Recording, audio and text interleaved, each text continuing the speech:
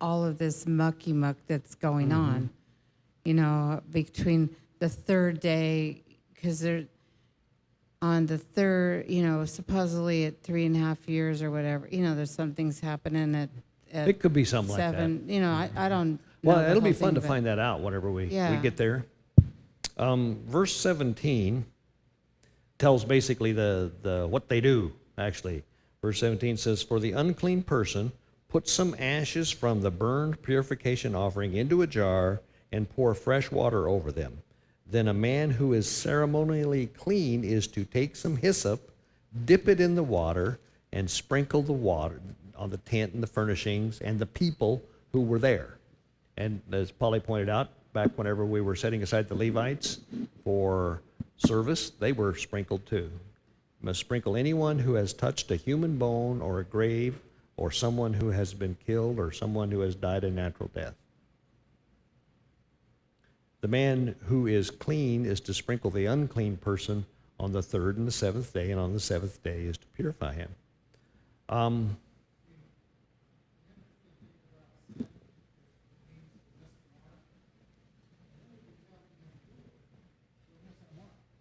Because we're supposed to be pure, so when you become impure, you're missing a mark.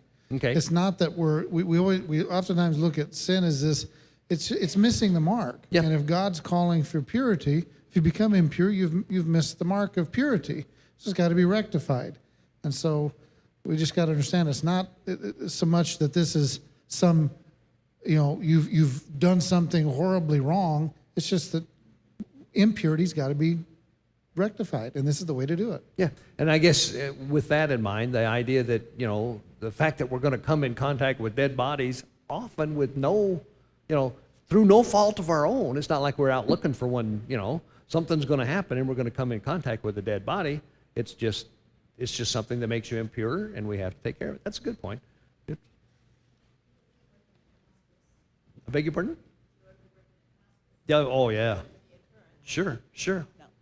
Yep, she says if you work in hospice, you're going to see it a lot. So is this why Eleazar is mentioned and not Aaron, because Aaron was dealing with all these dead bodies? Yep, I think it could very well be. That was the other thing that's interesting about this to me is you touch the ashes and you're unclean. But you can use the water, and you know that's why it said somebody else had to do the sprinkling. The guy that got the ashes and put them in the jar and put the water on him, he's unclean now. But the guy, you get a different guy, it says. You know, another guy comes in and puts the hyssop in the water and does the sprinkling. He has to be clean already. So there's a lot of stuff going on here. And I'm sure, actually, I'm really sure that somewhere along the line we can make all this fit in with what we know Yeshua has done, but I'm not quite there yet. Yep, that's a good point. Yeah, he's this clean one that's doing it. Well, I wish that I could give you total and great clarity on all of that stuff, but that's where I'm at on it. Are there any other thoughts about this? You've seen a lot of symbolism. You've all mentioned some of it.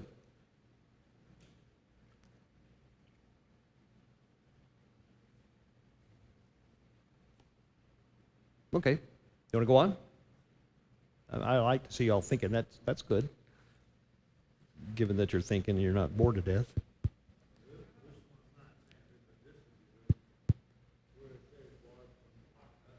Well, that's where we're going. Water from the rock. Chapter 20. Who would like to read the first 13 verses of chapter 20? Alfonso, our good reader.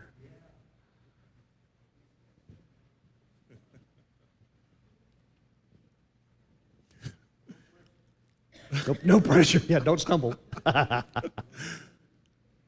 And the children of Israel, all the congregation, came into the wilderness of Sin in the first month. And the people stayed in Kadesh, and Miriam died there and was buried there. Now there was no water for congregation, and they assembled against Moshe and against Aaron. And the people contended with Moshe and spoke, saying, "If only we had died when our brothers died before Yahweh. Why have you brought up the assembly of Yahweh into this wilderness, that we and our livestock should die here? And why have you brought us up out of Mitzrayim to bring us to this evil place? not a place of grain or figs or wines or pomegranates, and there is no water to drink. Then Moshe and Aaron went from the presence of the assembly to the door of the tent of appointment, and they fell on their faces, and the esteem of Yahweh appeared to them. And Yahweh spoke to Moshe, saying, take the rod and assemble the congregation, you and your brother Aaron, and you shall speak to the rock before their eyes, and it shall give its water. And you shall bring water for them out of the rock and give drink to the congregation and their livestock. And Moshe took the rod from before Yahweh as he commanded him. And Moshe and Aaron assembled the assembly before the rock. And he said unto them, hear now, you rebels, shall we bring water for you out of this rock? Then Moshe lifted his hand and struck the rock twice with his rod, and much water came out, and the congregation and their livestock drank. But Yahweh spoke to Moshe and Aaron, because you did not believe me to kadosh me in the eyes of the children of Israel. Therefore, you do not bring this assembly into the land which I have given them. These were the waters of Meribah, because the children of Israel contended with Yahweh, and he was kadosh among them. Okay, thanks. How dramatic. I bet, well, one of the things that jumps out, or usually jumps out for other people in this chapter is, man alive, don't these guys ever get tired of griping about not having enough food and life being tough and all this kind of stuff? And so one of the things I think is important to point out is that, let's see, if you go over to chapter 33 in Numbers, just flip over to chapter 33. And in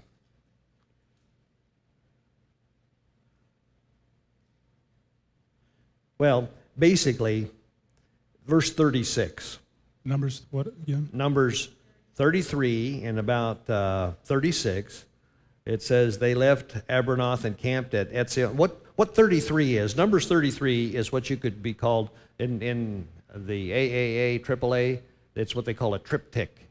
This is all the places they went to. Okay, Numbers 33 lists all the places that the children of. Are you going to show us on the map? That's a very good. I appreciate that. You got it up there. I mean, Yeah, you know. it must be up there for a reason, huh? I'll get around to it in a minute. But the reason I'm pointing all of this out is over here on verse 36. They left Etzion Geber and camped at Kadesh in the desert of Zin. They left Kadesh and camped at Mount Hor on the border of Edom.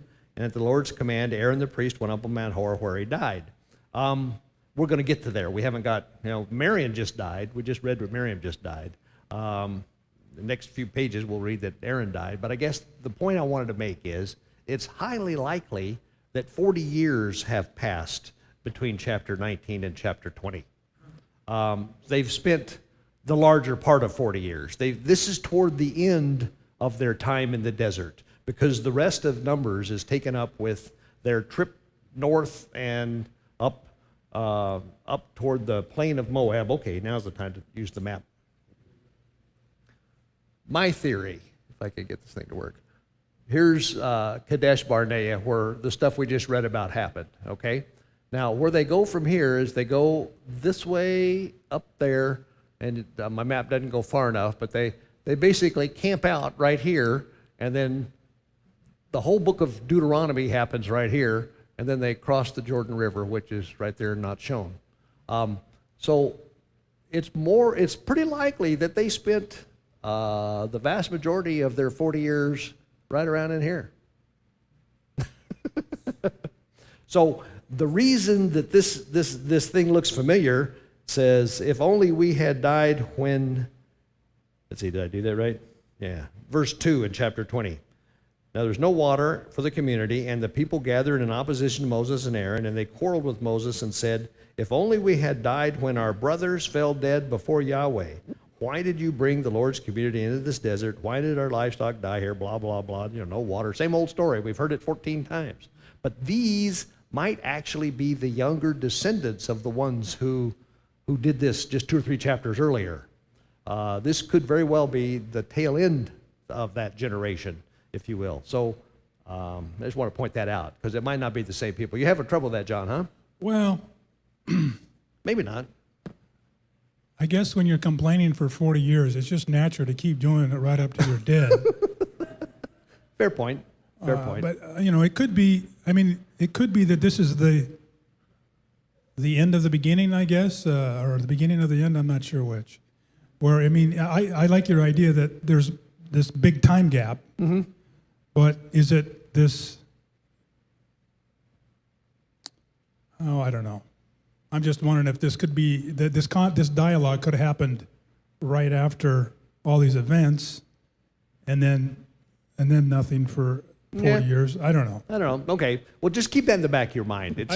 It's my hypothesis that's not been proven that these guys are more than likely the sons of the ones that actually got them the 40-year sentence wandering around the wilderness. Why would they say that though? But for the same reason that their father said it. We're tired of wandering around the wilderness. Or are they just acknowledging what their father said? I don't know. I don't think they're acknowledging it. I think they're making the exact same gripes. They're saying, my gosh, you bring us out here to kill us? We've been here for 35 years now, and here we are just wandering around the desert. What's going on? I'm just making this up, of course, but Anyway, it may not be right. I have a comment on Miriam. Yep. Okay, what's your comment on Miriam? Well, it's just interesting that, we brought up last chapter that it was 7 days that they were unclean, right? And that's what happened to Miriam, and now the end of her life is brought up in this chapter, her death. Okay. I'm just making a connection, that's all. Okay.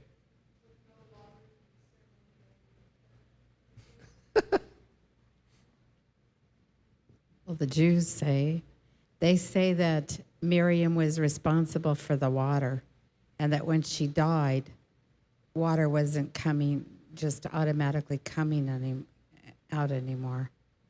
Well, they make that's interesting. That's what the rabbis So when say. she died, the water left too, huh?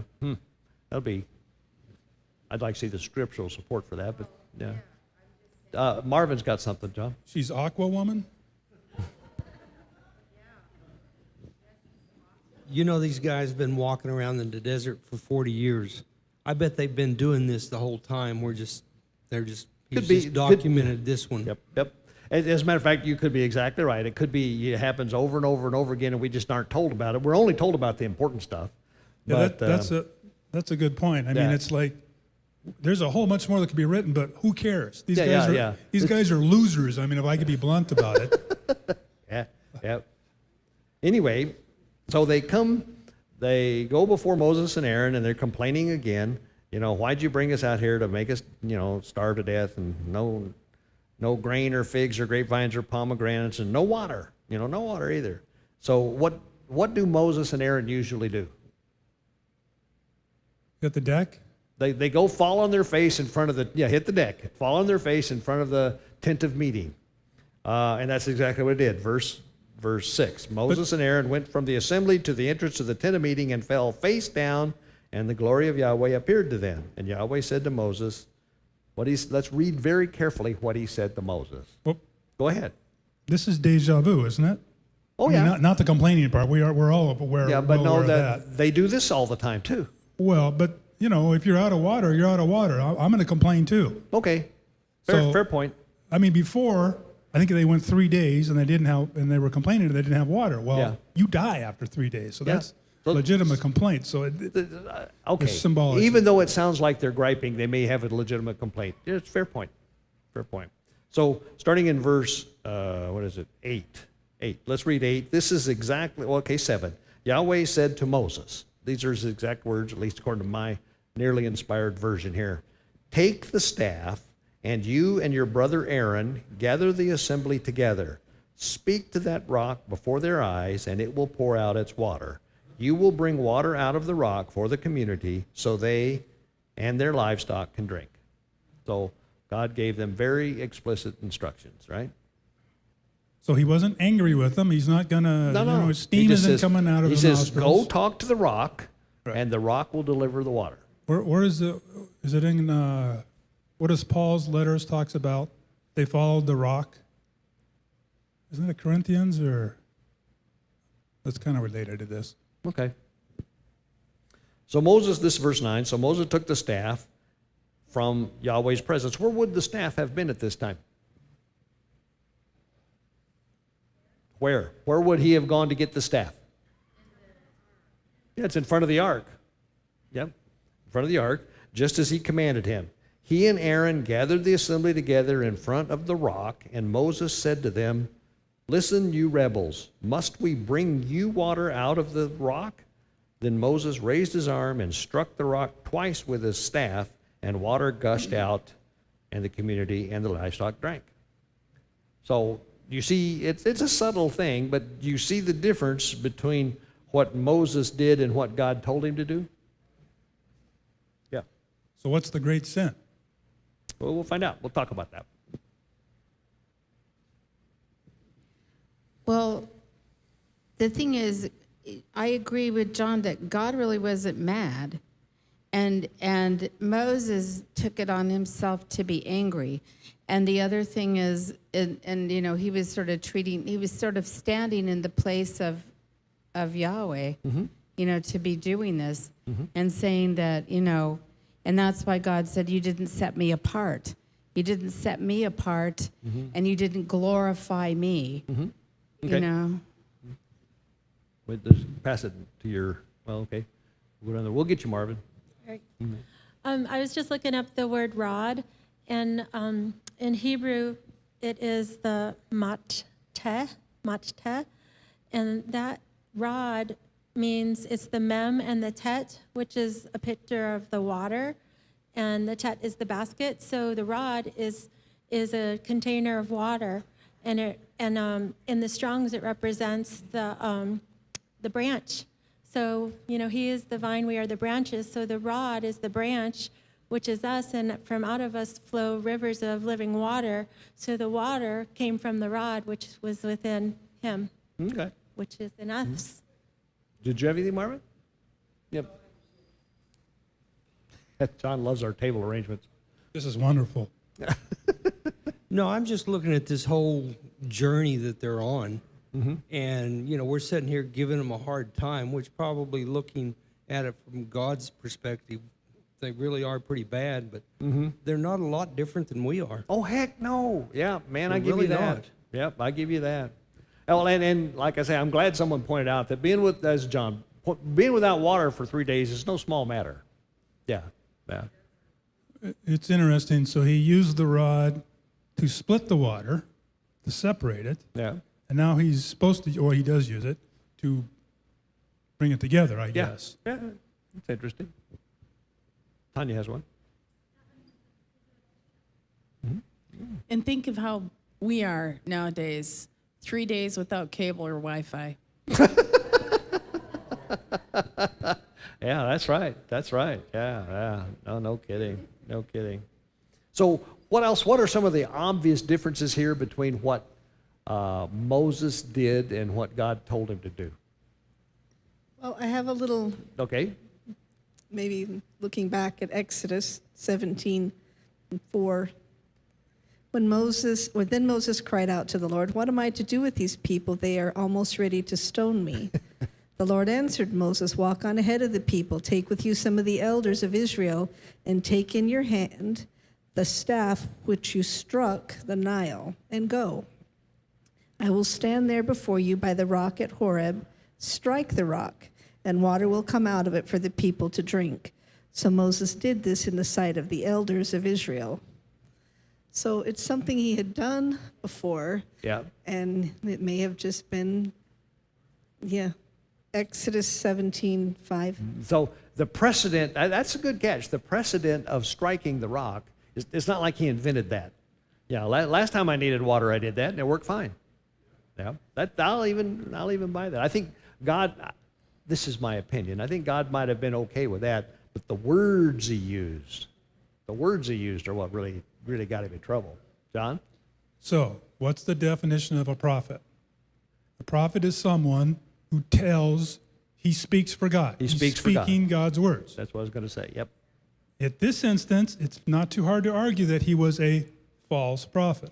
He did not, because, well, the one that really gets me, at least in my version here, is, obviously Moses is bummed out about this. He's had enough of these guys griping all the time. And so he says, listen, you rebels, must we bring you water out of this rock? My point isn't to necessarily beat up on Moses. I like contrast. And who are we going to read about later?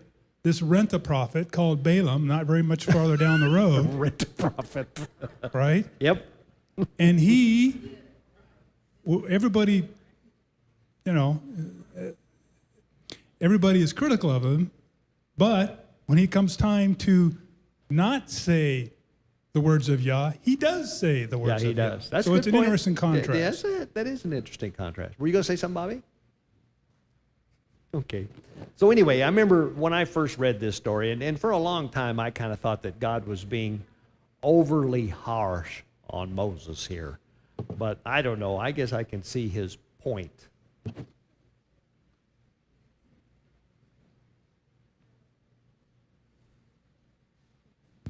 When I'm reading my version, and it doesn't say strike, it says for Moses to speak to the rock. Well, that's what I said. But Oh, okay. So she was said reading. She was strike. reading in Oh, okay. Exodus. Gotcha. Okay. So what's interesting is, I've learned that all form of matter, the smallest form of matter, is a quark, which is sound. And so when in the beginning God said, "Let there be light," and so it was.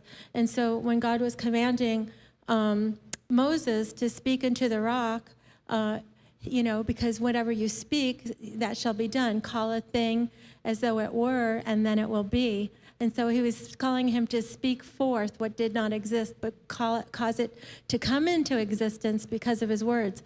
But I believe that I don't see Moses being a false prophet, John, but what I see is he was a carnal in that moment. He was bringing forth the water. He was doing what the Father said, but he was doing it with carnality. Well, that could be. He was told to speak for God, and he didn't. Yeah, So, but disobedient. I'm not going to check him off my list for that. Pat has something, John. You hang around with these guys for 40 years and don't do something like this, right? Yeah, it's going to rub off on you. Did you already address the fact that he was putting himself somewhat equal with God and saying that must we? Yeah, that was what I thought the we was the giveaway, because he's basically taking credit for bringing forth the water. Well, also, I can't remember what I've heard before, but it had something to do with the symbolism of Yeshua was only struck once for our sins, and this is implied he's had to strike it twice, which is not meant to be the That's symbolism. it. It's stuff like that just sends my mind off into, because why in the world did God go to the trouble to say he struck the rock twice?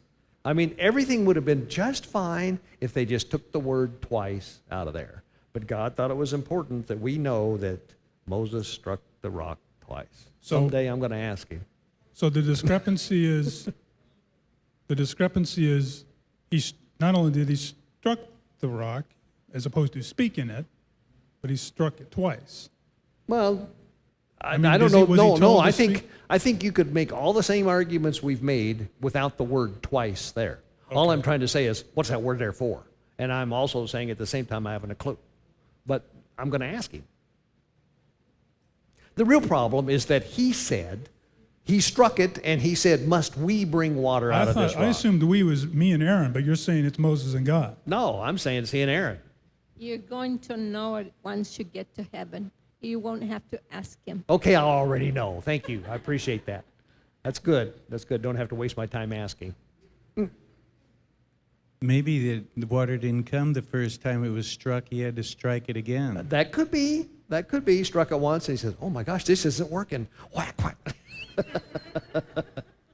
There's a kink in the hose. Hit it again. Well, I'm not trying to be flippant, but this is, what's your thought about this thing? I mean, how do you feel about this particular story? What do you think? Do you think it's all fair? Do you think it's kind of harsh? What do you think? Well, Okay, go ahead. Tanya, after you. maybe it's like John the Baptist. You know, he has to get out of the way from the Messiah to, you know. So this is kind of Moses. Moses, God, he's going to get out of the way for Yehoshua, which is ironic. yeah. So what, if I interpret what you're saying is this is God's way of telling Moses, it's time for someone else to take this group over. Right, to pass the baton to the Joshua in this case. Right. Yeah, okay. Moses takes you up to the desert, but it's Yahushua who brings you in. That's not bad. That's not bad.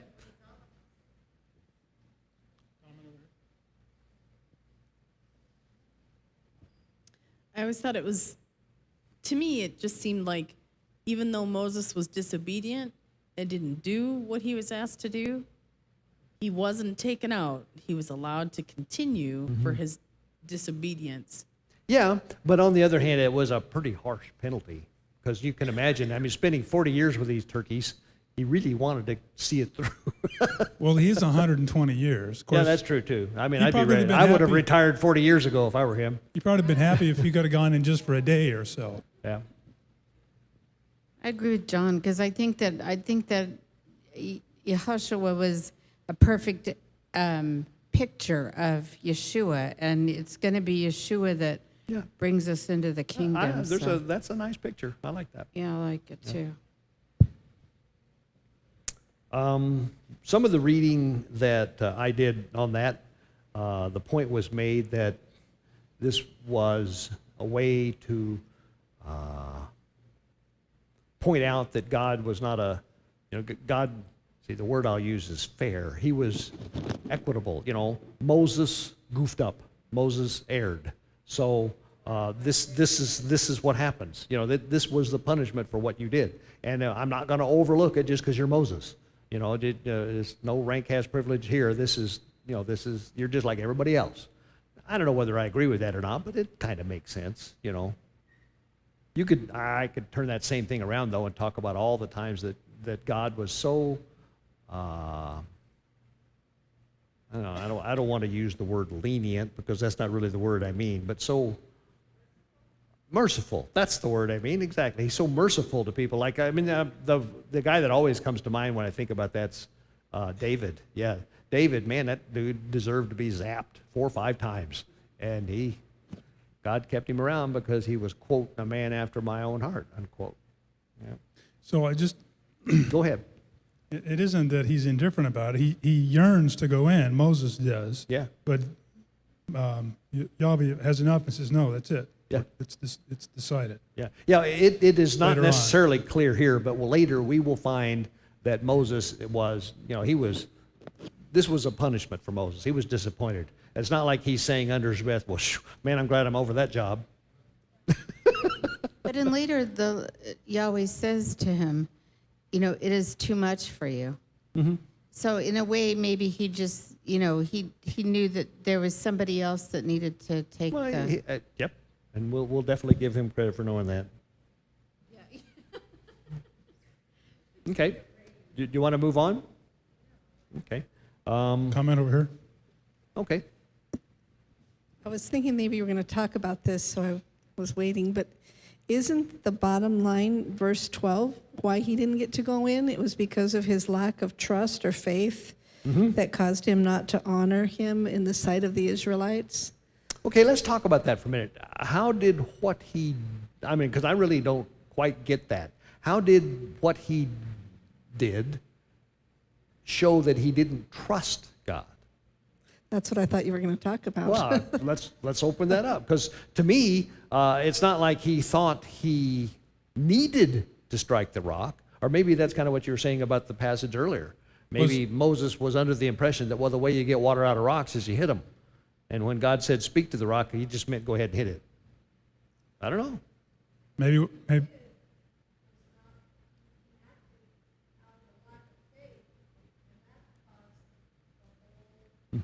Well, Maybe- I was assuming that he was acting out of presumption. Now, is presumption lack of faith? Not necessarily. I don't think those are the same thing. should the emphasis be on what Paulie read, not the lack of faith, but in front of the people? It's one thing to have lack of faith and you can deal with it in private, but when you do that in front and Yeah, in it the says- public. Yeah, that's a good. It says, because you did not trust me enough to honor me as holy in the sight of the Israelites. Bold underline, in the sight of the In the Israelite. sight of the Israelites. Right. Well, he did misrepresent. He wasn't obedient. There's no doubt about that. Because he kind of got creative with God's instructions, right? Yeah, it does say, because you did not believe in me to sanctify me in the eyes of the children of Israel. And I think that, again, I think he kind of stood in place of Yahweh, and he just, he didn't believe that if he just spoke Well, or whatever. it occurs to me. Like John said, it's one thing to do that in private when you're doubt, but it's another thing when you're Yeah, doing well, it he in was front of representing the everybody. people, representing God to the people, and he didn't do a good job. Tanya's got something. But it occurs to me that if I know God has a sense of humor, but if I were God and Moses was over there beating on the rock, I just wouldn't let the water come out. And then he'd sit there and look kind of dumb, and then he could say in his booming Alfonso voice, "I told you to speak to it." Was this was this Meribah where this Yes. was? Mm-hmm. So verse 24, though, I know I'm jumping ahead, That's okay. but verse 24 says, Aaron shall be gathered unto his people, for he shall not enter into the land which I have given unto the children of Israel, because ye rebelled against my word at the water of Meribah. Yep. Mine says both of you. Yeah. So it's Aaron and Moses both. So this was an act. It was an act of rebellion. I mean, that's what God says. Well, I don't know what the word. It No, might no, say no. something I think else that's in fine. Hebrew, but I think mine says the same thing. So the we there is The we is not Aaron Moses and and God. The we it's is Moses- Moses and Aaron. right. Yeah. Well, it's not just on 13, verse 13. This is the water of Meribah, because the children of Israel strove with Yahweh, and he was sanctified in them. So it was everybody, Moses, Aaron, and all of Israel. Yeah, that's a good point. That's a And good it's point. interesting that he was sanctified in them. Here, it's like these waters here, after this, I guess, grumbling and contention and everything that went on, Yahweh was sanctified. Well, yes, it could also be that it didn't take long for the people to learn that Moses and Aaron were now not going to be able to lead them Right, into to the promised realize land, and why. Right. So their I don't know, I'm making this up, but their Yeah. punishment may have become public, if you will. Yeah. And so God was made holy in front of the entire nation, including Moses and Aaron. Right. Yeah, that's your point. And- That's a good point. And another thing, I think the 40 years, that's a lot of work for Moses. Well, yeah, I think back. yeah, I well, think back at my work my Yeah. work history, and it's like, oh, that was a lot of work. yeah. But still, it's it's something that, okay, now it's the next generation that takes over and Yeah. continues the journey. Yep. That 40 years, I've thought about that because, a lot of times things just fall into nice little number patterns. Moses was 40 when he killed the Egyptian and had to flee. And he went to, Mount Sinai, Midian, and found a wife and raised sheep for 40 years. So that's another third. And then God calls him out with a burning bush, says, go bring my people out. So he goes and gets the people out and wanders around the desert for 40 years. So that's how Moses ends up being 120. But if we convert it to us, 75 years is my lifetime. So 25 years I did one thing, 25 years I did another thing. But it's a third of his life that he's wandered around the desert with these yo-yos. So three. Yeah. Yep. So 3 times. 40 is trials, right? Yep. 40 is testing and tribulation. Yeah. So truth is established by 2 or 3, and so 3 times he That's was a good point. tested, I guess. Yep. That's a good one. Why was Aaron included with Moses. Well, he was. Yes, but why? Why was he? Well, I don't know. The whole thing talks about the two of them. It says in verse 6, for example, it says, Moses and Aaron went from the assembly. It says in verse 2, now there was no water in the community for the community, and the people gathered in opposition to Moses and Aaron. So the whole story is told as if the people were not griping at Moses, they were griping at both of them. They were complaining to Moses and Aaron. Don't know what's gone on. It's been, if you believe my theory, 40 years, and maybe they're...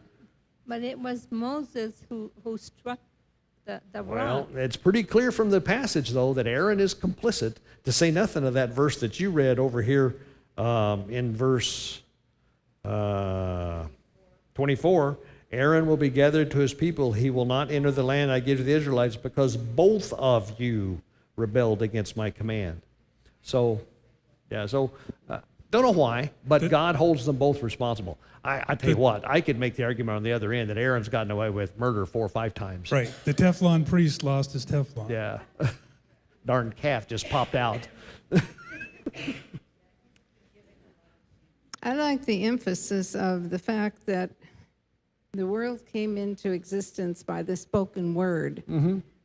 By nature, we are people who want to do something. Mm-hmm. So in Ephesians, it tells us that we're saved by grace and not of works, lest we're able to boast. So going back to this, he could boast that some action happened here and water came forth, where Yahweh is trying to emphasize the importance of the spoken words. That could be.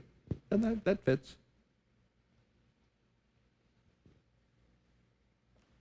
Anything else? So we didn't get a good answer to your question, though.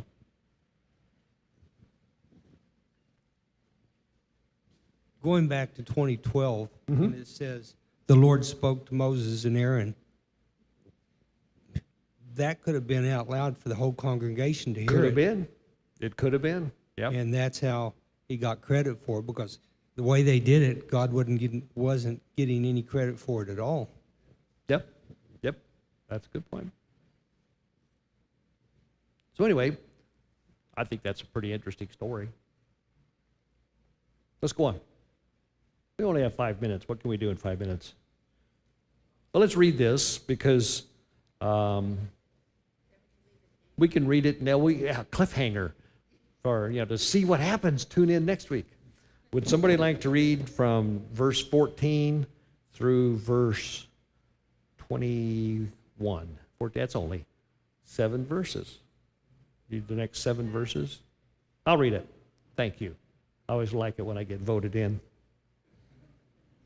So, 2014, Moses sent messengers from Kadesh to the king of Edom, saying, "This is what your brother Israel says. You know about all the hardships that have come down upon us. Our forefathers went down into Egypt, and we lived there many years. The Egyptians mistreated us and our fathers, but when we cried out to Yahweh, he heard our cry and sent an angel and brought us out of Egypt. Now we are here at Kadesh, a town on the edge of your territory. Please let us pass through your country. We will not go through any field or vineyard or drink water from any well. We will travel along the king's highway and not turn to the right or to the left until we have passed through your territory." But Edom answered, "You may not pass through here. If you try, we will march out and attack you with the sword." So the Israelites replied, "We will go along the main road, and if we or our livestock drink any of your water, we'll pay for it. We only want to pass through on foot, nothing else." And again they answered, "You may not pass through." Then Edom came out against them with a large and powerful army, and since Edom refused to let them go through the territory, Israel turned away from them. So that's why I got the map, by the way. So here they are over here at Kadesh, and Edom is over here. Now, Edom can be thought of pretty much as modern-day Petra. And there's no substitute for being over there. Petra, there's mountains. This whole valley here between the Dead Sea and the Gulf of Aqaba is pretty lifeless, and it's down at the bottom. I often talked about putting a garden hose. I was going to put one end of a garden hose here and drag it up here and suck on it and start a siphon, because the Dead Sea is like 1,200 feet below sea level, and you could fill it up. I'm surprised they haven't done that. It wouldn't be that hard. It's only about 60 miles from here to here. But anyway, so all the Israelites have been hanging around out here for 40 years, and they say, okay, it's time to go. So they're going to go up this way and then cross over and go into the land of Israel. And so the first thing they come to is Edom. So they say, can we go through your area? They say, no, right? So, and they obviously said no in such a forceful way that Moses, not wanting to, I mean, he's probably not feeling real confident these days if I were him, but he says, okay, fine, we won't go. So they, instead of going like this, they basically kind of They ask him twice. Yeah, they end up going around the outside of Edom. This thing he called the King's Highway is still there, by the way. The King's Highway goes from here up just to the east of Petra all the way up to, if I had a little bit more map up there, to the capital of Jordan, who just miraculously is named Ammon, right? Which is the ancient name of the people. Who knows who Ammon is? Do you know, who is he? Who was Ammon? Son of Lot? Yep, a son of Lot. Ammon and Moab both were sons of Lot by his daughters. The mother of all so bombs? the Moabites, beg your pardon? The mother of all bombs? Very good. The Moabites and the Ammonites have lived in that area since, if you will, if you believe the Bible, have lived in that area since the destruction of Sodom and Gomorrah. So anyway, Edom, on the other hand, why would Moses have called Edom his brother? Who is Jacob's brother that spent a womb with him for 9 months? Who shared a womb with him? Who shared a womb with him? Who shared a womb with Jacob for 9 months? Brother Esau. Esau. And Esau became Edom, if you will. Just a reminder that when you're reading this scripture that says the king of Edom came out to greet them and they met them with a big army, our brother Judah says they've been tracking Edom for millennia, and they say it's modern Italy. I've heard that. Yeah, Yeah. it's modern Italy now. Edom is certainly today different than it was, obviously. I mean, Petra didn't exist at this time, for example. Yeah. Did it say that he came out to meet Moses with a large army? Yes, it did. It says... what does that remind you of? Jacob's returning back to the land? Esau says, he came up with 400 men. Yeah, Jacob's returning to the land. God's with him. We're going to take him. All right. Well, by the way, there's 400 men with him. Yeah. Okay. Well, this starts off... So go ahead. Well, why does Esau say, no, you're not coming through here? Why? Well, they don't trust. They know it's an ancient hatred, family, feud. Yep. There's that. To say nothing of the Esau fact and Jacob. that this must have been, if you ask me, it's a pretty darned imposing sight to see a few million people hanging around down in a valley, living there, and they say, "Oh, we'd just like to kind of come through your backyard." Yeah. Well, what's more impressive, though, the fact that they said, "No, you're not." Yeah. Well, yeah. Or them. You got 600,000 man army with God on their side, with a history of... But we'll find out that all of these guys up here, all of the people up there knew of their existence and basically didn't have anything to do with them. Well, but the difference was they went to war. Edom just says, you ain't coming through. Yeah. This is our sovereign land. Yeah. Too bad. Too bad. Tanya's got something. So. Oh, yeah. Well, yeah. It's not later in relation to what we're talking about, but finally it does. Yeah, they pay for not letting them through. Yeah. They get in big trouble for not. Okay. Yep. When is that? We've gone over. The Moabites do. So if there are any closing comments, we'll hear them now or forever hold your peace. Okay, let me close in prayer. Well, Father God, thank you for the evening. Thank you for your Torah portion tonight. Thank you for the fun of looking at it.